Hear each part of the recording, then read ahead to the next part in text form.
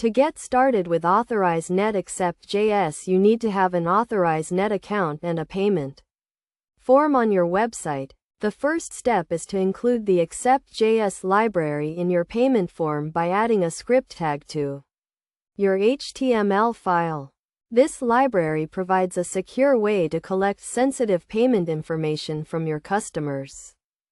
Next, you need to create a payment token by calling the Accept.js function and passing in your Authorize Net API login ID and a callback function.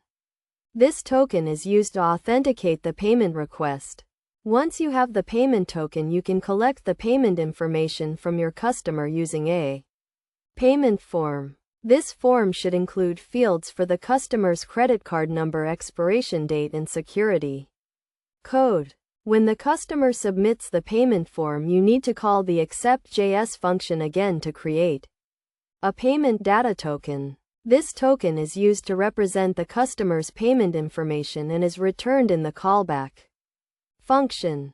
You can then use this payment data token to create a payment transaction by calling the Authorize Net API. You will need to pass in the payment data token along with the payment amount and other relevant information. It is also important to handle errors and exceptions properly to ensure that your payment form is secure and reliable. You should always validate user input and handle any errors that may occur during the payment process. Best practices for using Accept.js include using HTTPS to encrypt sensitive payment information and keeping your Authorize Net API login ID and transaction key secure.